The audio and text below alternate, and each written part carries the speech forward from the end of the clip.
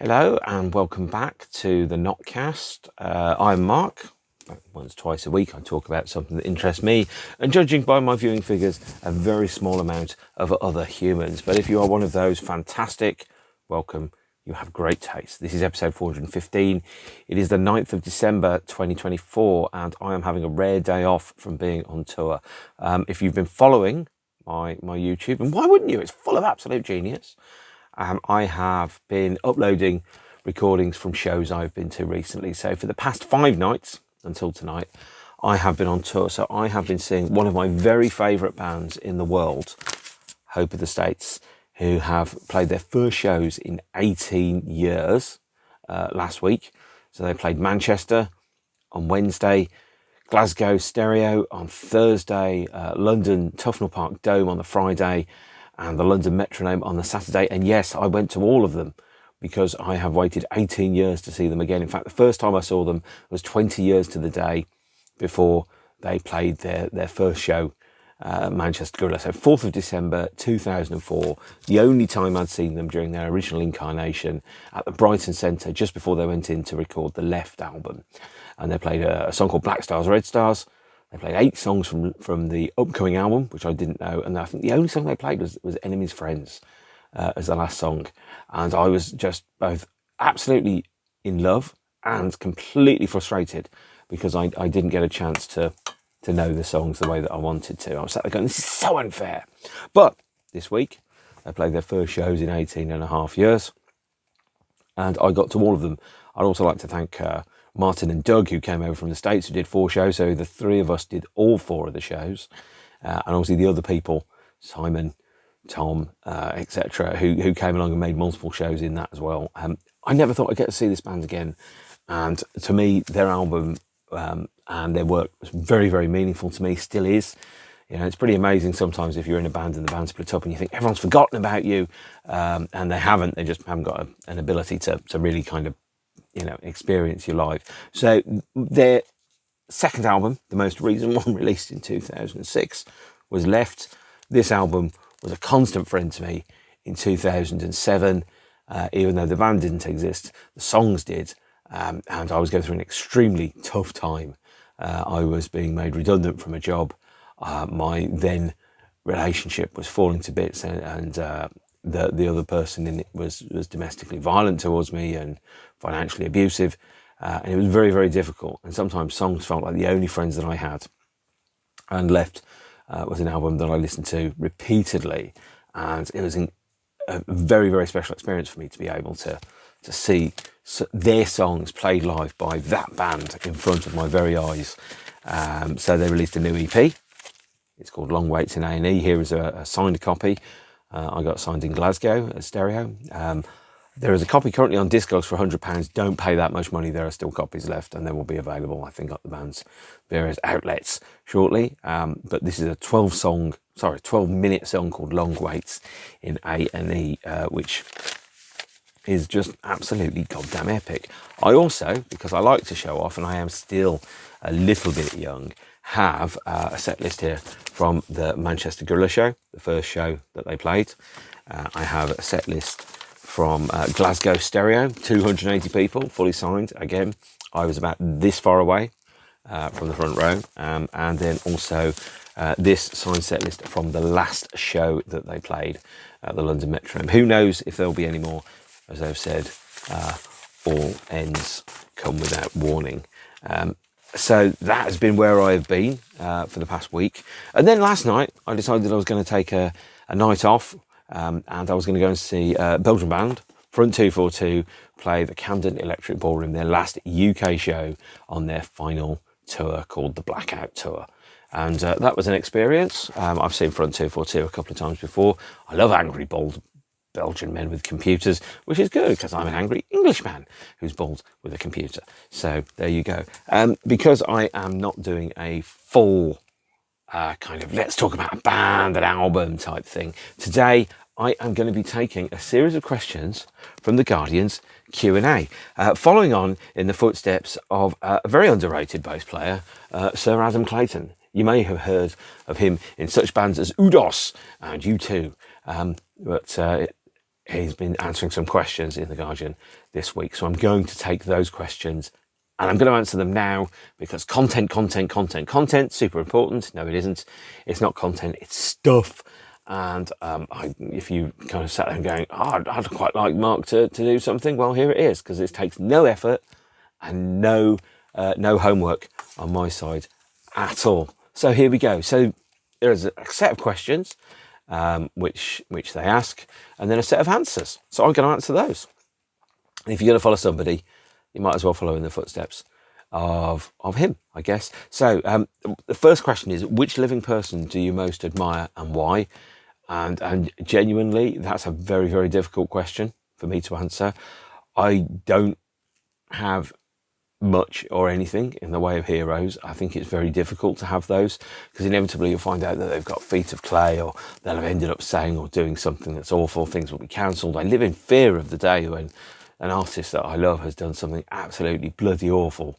Thank God I never got a lost profits tattoo, of course. It's probably easy to think about people that I don't admire and why. But actually, for me, I'm more thinking about qualities as opposed to individuals. And those qualities include things like, integrity, honesty, consistency in how they talk, act, and the positive impact that they make on the world around them. So, for example, the living people that I admire the most isn't an individual. I think that's unfair. It's traits. It's like people that work in teaching and nursing and science, and people that make the world a better place in some way, and they just get on with their lives and they do their thing and nobody really notices. That statement from the cleaner that worked at NASA is when I think one of the presidents asked him what he does, and he says, well, I put men on the moon.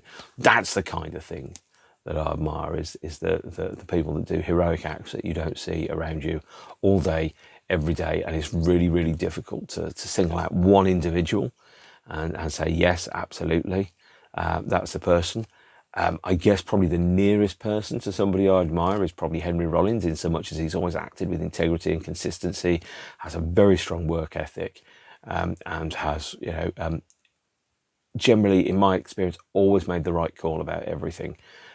Not sure I'd want to go for ice cream with him. We might have flashbacks to when he worked at Haagen-Dazs, but I think probably in terms of what he's done, he always had integrity pouring out of him. He did what he needed to do and made the sacrifices in order to follow his muse. And that is the most important thing that anyone can do, really, is to be true to yourself.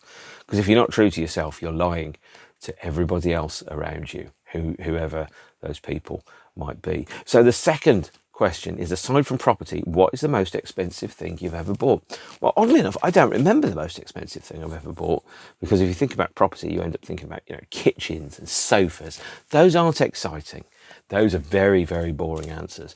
What you want to be having in terms of an answer to the question is, what's something that nobody else has got, or what's something that's unique and rare and unusual? Well, here it is. This is the most expensive thing I think I've ever bought. Certainly at the time I bought it, it was the most expensive thing I've ever bought.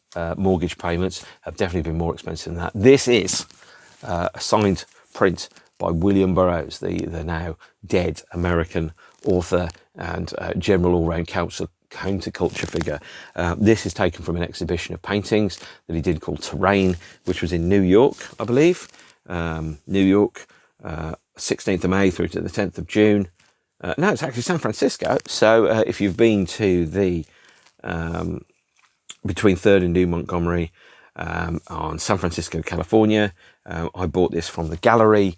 It was an unsold print of his a photograph of one of his paintings and one of his prints that he then autographed underneath it. At the time I bought this on eBay from America in 1995. With international bank transfers, it cost me £85, which was at that time, that was a lot of money. I mean, it's a lot of money now, but it's a lot of money then, probably about £250 or something. And there's a very limited number of these. I'm very happy to have something that's been signed by him. Certainly at the time that I bought it, his work was very useful to me. I was very invested in it. His book, The Adding Machine, is still one of my favourite books of all time. The Job is really good as well. I really like some of his work. Some of his work is like a reckless stream of consciousness that's a bit juvenile, but at the same point, what you're looking at is a wildly untamed creative mind that's kind of barreling over all the waves. So I bought this, and I'm still very glad that I've got it. At the time I bought it, it's certainly the most expensive thing I'd ever bought. I suspect concert tickets may now be more expensive, or flights might be more expensive, but this is the most expensive thing I ever bought, and effectively it is a work of art. And if you ask most people, aside from property, what's the most expensive thing you've ever bought, it's either going to be something like a car or a plane, or it's going to be a work of art. And this is to me something that's really, I'm very, very happy to have had it. It was signed just towards the end of his life, I think probably June 1995. In fact, I could probably say it was signed the day of the opening reception on the 16th of May, and has stuck ever since there in my mind. It was so there. That's the most expensive thing I've ever bought that isn't property. So the next question is, describe yourself in 3 words. Well, that is difficult. I am myself is probably the best one, because anything else is arrogant. But I think there's a huge journey around knowing who you are, around knowing what you believe, what you stand for, and owning that, and not compromising who you are in any way. I mean, obviously you compromise in so much as taking into account other people's thoughts and opinions and feelings, and whether what you're doing hurts somebody or doesn't hurt somebody, unless of course you're a raving psychopath, at which all other people are NPCs, non-playable characters in the video game of your own life, and what happens to them is of course completely irrelevant. But you know, describing myself in 3 words, I am myself, and there is no higher achievement than anyone can make. Is to know who you are, is to be at peace and comfortable with who you are, and to follow that in your thoughts and actions, and to act with, you know, integrity, consideration, respect, and dignity is really important. What makes you unhappy? Well, actually, the tremendous inequality in the world is what makes me unhappy. You know, the idea that there are billionaires out there right now that are fully willing to sacrifice other human beings and make them thoroughly miserable in order to add an extra, you know, 50,000 or an extra £1 million onto a balance sheet. And if that kills somebody that they're never going to meet, they don't care. That's what makes me unhappy, is the gross inequality of modern society. You know, lots of people talk about how they don't like communism, but what they don't realise is actually what they don't like is capitalism, far, far more than something where everyone works together for the greater good, to quote At the World's End. What do you most dislike about your appearance? Well, that's a tricky one. I've never found a hairstyle that I've liked, and now nature has solved that problem for me, I think is probably the answer to that. I'm not a huge fan of some parts of my body, and that's probably the fairest thing I'll say about it, really. But, you know, as Reg Holdsworth from Coronation Street said, it's not up to us the cards we have, it's how we play them, not the cards we are dealt. And what did you want to be when you were growing up? Well, I did say happy. Always said happy, always going to say happy. I have a sneaking suspicion, actually, deja vu, that I've answered these questions before, about 4 or 5 years ago, and some of the answers are not changing. Have you ever said I love you without meaning it? Well, yes, and at the time, I think I was being very optimistic, and sometimes that optimism was misplaced. Yeah. Although, yeah, I have said to, like, chocolate sometimes, I love you, just before I eat it in empty rooms where nobody's listening. And what is your guiltiest pleasure?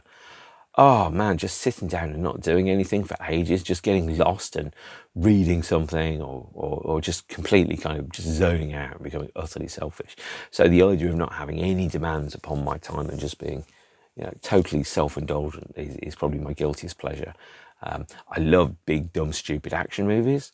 I love pop music. I love bad sweets that taste good for you, you know, those type of things, Wendy worms and things like that. I don't know if you've seen them.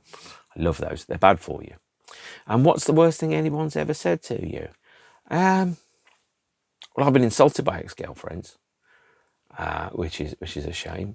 I think probably the worst thing anybody has ever said to me was something my dad said to me. I mean, one thing he did say to me, which he doesn't remember saying, is that I ruined his bowling career. Which he doesn't recall saying, and I've had a conversation with him where he says that That's not how he has felt for a long time. But once it's out, you can't have it unsaid, can you? So, yes, that was a thing. The worst thing anyone said to me? Well, realistically, once you take relationships out of the process, I did have somebody I used to work with that called me a fraud, but what really was the situation was that he was inexperienced, incompetent, and didn't know what the fuck he was talking about. So that's not the worst thing anyone said to me, because sometimes when people say things to you, you have to take into account and go, what's this person's background? What's their beliefs? And are they actually qualified and capable of saying it? And he wasn't even wrong. He didn't know enough to be wrong about something. He was just ignorant and stupid. So, yeah, not the worst thing anyone said to me at all. But certainly it sticks out as being particularly dunderheaded, to say the least. To whom would you most like to say sorry, and why? Some of my girlfriends, 25 years ago, when I hadn't quite worked out who I was going to be, and I made some mistakes in the process, I think. Yeah, those are the people that I'd like to say sorry to, but I won't ever get the opportunity to do it. And in fact, more particularly, I'd like to say sorry to one particular individual who I made an unwanted advance to, which was inappropriate, and I completely misread the signals, and it made things very awkward, and I feel very embarrassed about that because I was stupid and drunk. Often the two come together. So which words or phrases do you most overuse? Well, like most human beings, I overuse and crikey is one I use a fair bit. I don't really know what phrases and words I overuse. You'd have to ask somebody else around this. I suspect actually a phrase I overuse is to say not a criticism of. When I'm talking about something, I want to be absolutely clear that I'm not criticising something. I'm just noticing a difference, because I'm respectful of the opinions, especially of the people. Unless you play golf, at which point I'm going to make a criticism of you. You're boring. So there you go. Maybe there's a kind of Zen state that can be achieved when you do that. If you can, I've never found it. What does love feel like? Well, Adam's answer is fantastic. It feels like somebody giving you the keys to unlocking who you really are. What a wonderful answer that is. And to me, love feels like living in the best of all possible worlds, and knowing that of all the places on the planet that you could be, that is the place that you want to be right there at that second. There is no other place in history that you'd rather be, which is wonderful. What was the best kiss of your life? Well, a gentleman never kisses and tells, so I can't tell you. But they know, and they probably won't watch this. But I did speak with them today, and I know that moment was one that they remember very, very well indeed, and matters a lot to them. And that's all that matters, really. Second best kiss of my life was when I held my sons for the first time, and I kissed the top of his head, and that was lovely, actually, really lovely.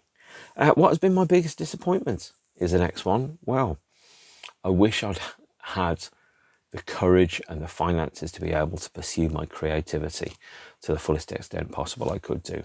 I was always held back by money and by opportunity, and that's just an economic reality of the situation. I needed to eat, I needed to pay rent, I needed to do these things, and that meant that I couldn't lean into creativity. So if you're poor, and I was poor, if you get a chance in art, you get one throw of the dice, you get one shot of the darts, and you have to hit the bullseye. And if you don't, that's it. Your chance is spent. Other people who have far more money, far more privilege, far more opportunity, they get to throw the dart 100 times. And if you get to throw the dart 100 times, even if you're not very good, by the balance of probabilities, you get to hit the bullseye once. And once you hit the bullseye, that's it. So that's my biggest disappointment, really. I think I would have been quite good in some of the creative fields, but I wasn't able to do so. And I often joke, I've seen the greatest minds of my generation turned into shelf stackers for Amazon. Obviously paraphrasing a certain well-known poem. And if you could edit your past, what would you change? I'm going to pretend I'm looking at my watch. We don't have long enough to talk about that. There are things I would edit, or more correctly, there are lots of things I would edit that involve other people's actions, where they were thoughtless, careless, and cruel, and mistook this exterior here. And hopefully you've worked out I'm not like a terrible human being. I'm generally, quite nice and friendly and stuff. They've mistaken that for someone that has no backbone and can be taken advantage of. And what I would like to edit would be the ability to be more assertive about when I felt I was being treated poorly by other human beings. I'm doing it now, and some human beings, they really don't like it. They were like, after 50 years of you being, pretty easygoing about stuff, suddenly to find out that yes, there is a boundary and you are setting it. Some people really, really hate that. Well, if you don't cross the boundaries, it's not going to be a problem. In interviews, sometimes I'm asked about what I'm like, and or if I could be a food, what would I be? Because they ask bullshit questions in interviews, don't they? And I said I'd be like a chocolate fudge, which is quite soft on the outside, but inside there's a really, really hard centre. And if you get to that, you'll find out how hard it is. But only if you get to it, and only if you cross me, which may or may not work. What would you like to... Well, actually, how often do you have sex? Well, that's not a question I'm ever going to talk about.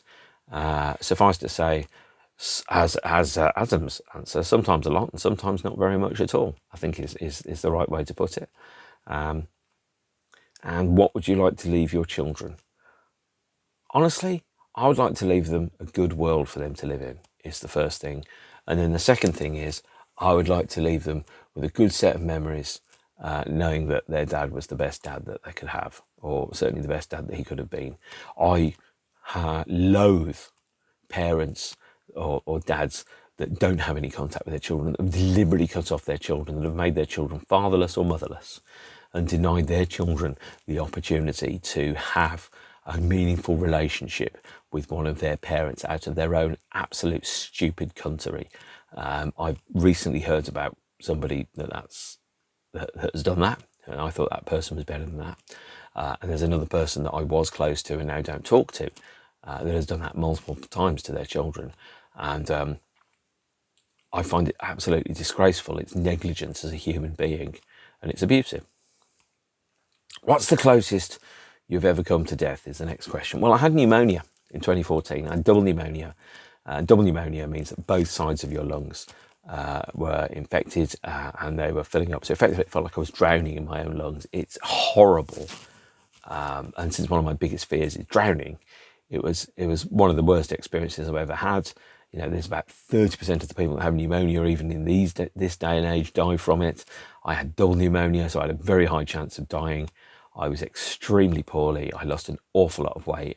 I was hospitalised. I was very, very, very unwell indeed. It was a horrible experience. And it was probably the closest I've ever come to death in my life in 2014.